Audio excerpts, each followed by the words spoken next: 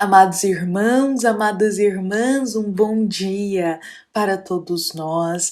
Desejamos a todos uma excelente quinta-feira, que possamos, meus irmãos, ter um dia de paz em Jesus, que o nosso coração possa estar sereno, preenchido de muita fé, para que possamos enfrentar tudo que nos ocorrer ao longo desse dia, que Jesus possa nos abençoar, nos proteger, que Jesus possa nos guiar em cada passo, em cada decisão, que Jesus possa guiar os nossos pensamentos e o nosso coração.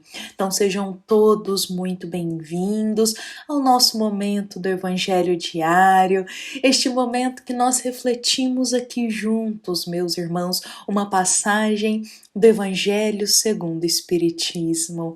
É um momento que nós partilhamos uma palavra de esperança, de consolação com Jesus em nossa alma. Olha, meus irmãos, hoje, para a gente começar a nossa reflexão dessa quinta-feira, nós iremos rememorar aqui um pouquinho de Saulo. Lembremos que Saulo, ele é Paulo de Tarso, ainda na mesma existência. Estamos falando aqui de Paulo de Tarso. Contudo, Paulo de Tarso, ele já era um coração que estava transformado em Jesus. Mas antes dessa transformação dele em Cristo, Paulo era chamado de Saulo. E hoje a gente vai rememorar brevemente aqui para chegar exatamente no ponto da nossa reflexão. Meus irmãos, Saulo, ele era um grande perseguidor dos cristãos, em uma época que Jesus já havia retornado para o plano espiritual. Jesus já não estava mais aqui presente na terra conosco, estava cuidando de nós, mas lá do mundo espiritual. E mesmo assim, Saulo continuava perseguindo a qualquer pessoa que seguisse os ensinamentos do Mestre Nazareno. Saulo tinha profundo ódio de Jesus, fazia das maldades as mais inimagináveis por todos nós. Meus irmãos, Saulo torturava, perseguia, Saulo causava extrema perturbação em todos aqueles que eram cristãos. E nós sabemos o delinear dessa história, pois Jesus em espírito irá aparecer para Saulo e tocar-lhe naquele momento o coração. Mas no momento que Jesus aparece em espírito na estrada de Damasco para Saulo, ele pergunta: Saulo, Saulo, por que me persegues? E neste momento é uma luz muito grande que Saulo enxerga.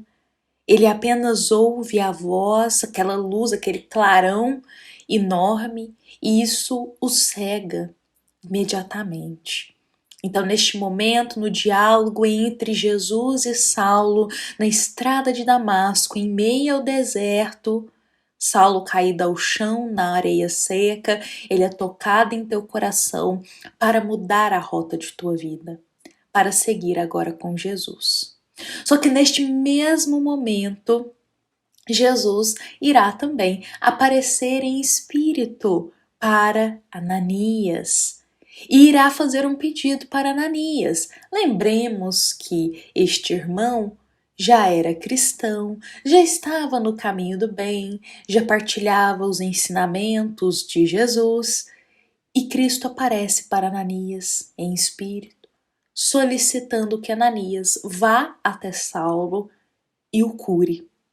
Afinal, Saulo estava cego, havia ficado cego naquele momento do encontro com Jesus. E Cristo pede para Ananias o curar. E Jesus encerra dizendo: vai, porque este é para mim um vaso escolhido.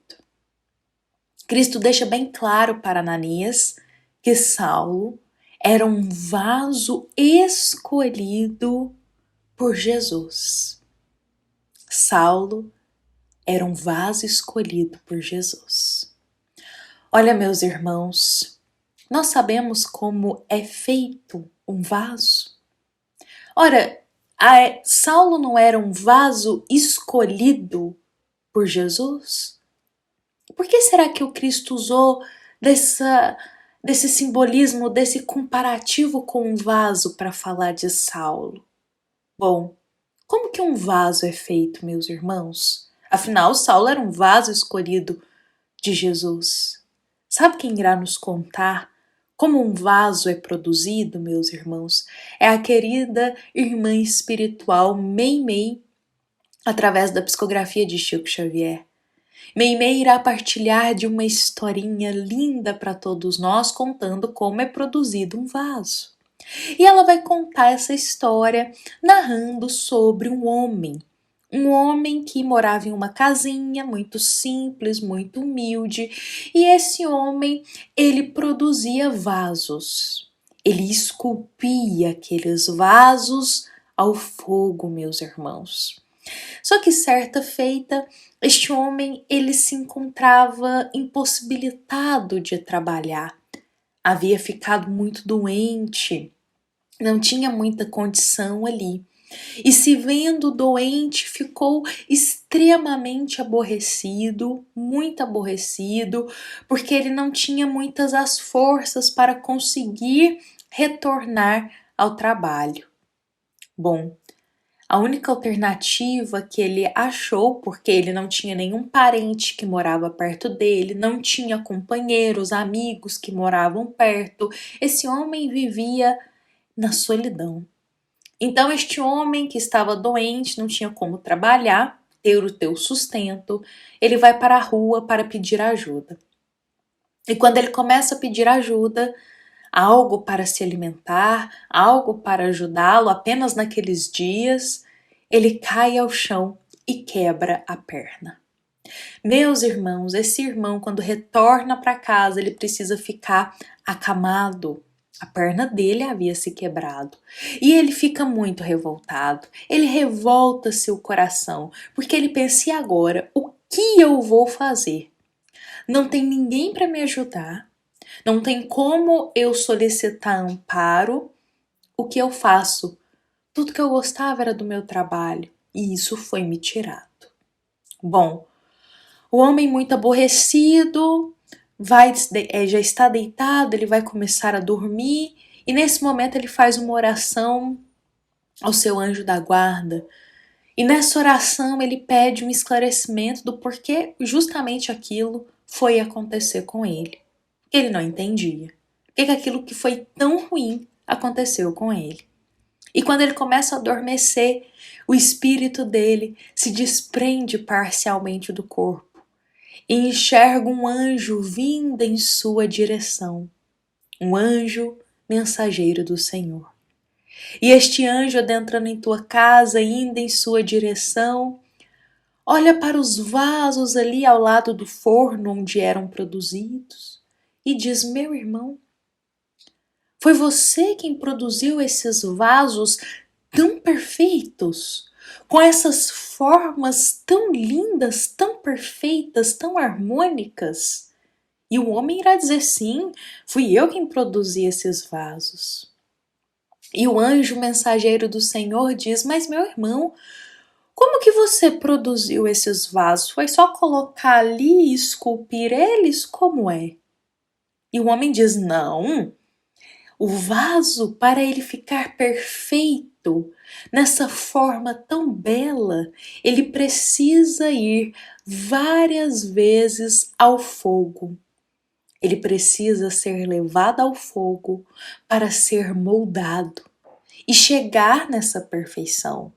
Mas não basta uma vez para ele ser levado ao fogo. Precisa ser levada várias e várias vezes até que ele entre nessa forma, até que ele encontre essa forma tão harmoniosa e tão perfeita. Assim são produzidos os vasos. E o anjo, olhando para o homem, diz: meu irmão, assim é a alma. A nossa alma precisa ser levada várias vezes no fogo das dificuldades, para sermos moldados e alcançarmos a perfeição com Deus. Essa história, meus irmãos, é da querida benfeitora Meimei, ela quem nos conta, e deixa claramente para nós como é produzido um vaso. Um vaso, para ficar perfeito, ele passa várias vezes pelo fogo até ser moldado. Então, quando Jesus diz, meus irmãos, que Paulo é para ele um vaso escolhido, Cristo também afirmava que a partir daquele momento, Paulo enfrentaria o fogo das provas, o fogo das dificuldades, das lutas, para moldar o teu coração cristão. Que a partir daquele momento, Paulo enfrentaria o fogo, meus irmãos, do caminho das adversidades para moldar o teu coração cristão. Porque só através das dificuldades, enfrentando os probleminhas, passando pelas provas, que a nossa alma alcança a perfeição. Conosco não é diferente. Todos nós também somos um vaso escolhido por Jesus. Não é apenas Saulo que foi um vaso escolhido pelo Cristo.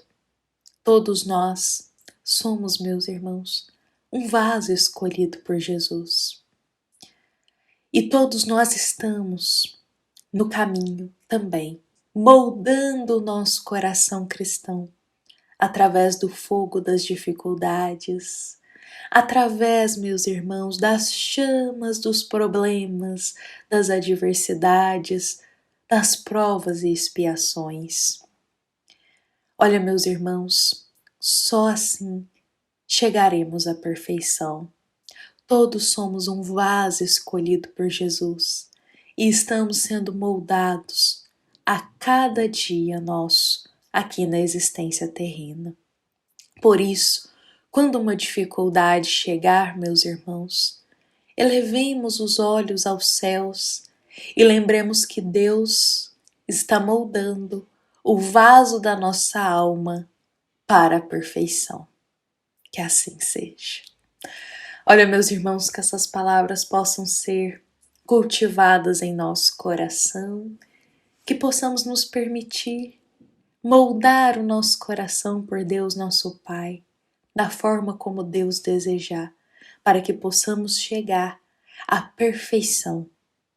Olha, meus irmãos, essa nossa mensagem, ela foi inspirada no capítulo 5 do Evangelho segundo o Espiritismo, item 13, e também uma mensagem da nossa amada Casa Espírita, Luiz Gonzaga, da cidade de Luminárias, para todos nós que aqui estamos presentes. Fiquemos em paz, fiquemos com Jesus em nosso coração, e que assim seja.